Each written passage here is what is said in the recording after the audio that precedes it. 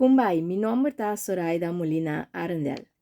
Efesios 5, versículo 21, teco 33, parte 1. Relación de matrimonio. Hope bia gente casada da puntra su mes hope cos. E pergunta não me se ta dirigir riba bo partner, pero na me se ta dirigir riba bo mes. Bota puntra e pergunta dirigindo bo mes. Exemplo, mi relação den e matrimônio tá canando bom. Outro exemplo, me tá haciendo lo que tá correcto e bom com mi partner. De com nos da focus assina. E de com nos focus me certa riba nos mes e não riba nos partner. Deus te instrui cada gente com etindi viva. Com etindi atender de uma relação de matrimônio e com etindi trata su partner.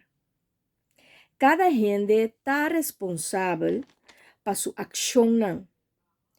Eta decidi, eta pensa, eta escolhe e eta actua.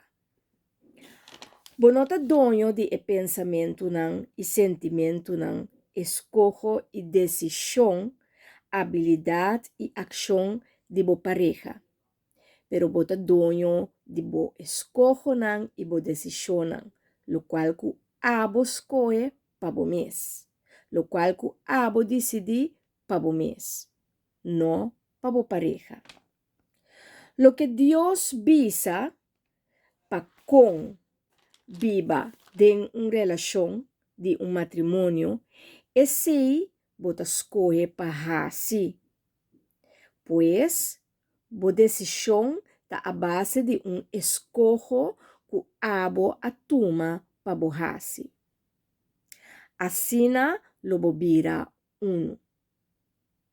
E assina lo pensa com ta é melhor maneira pa abo actua e haciendo bom mês e pergunta kiko abo tá sendo bom ou kiko abo tá sendo robês e compadrecha bom mês pa a relação porcana. Have fun with the journey.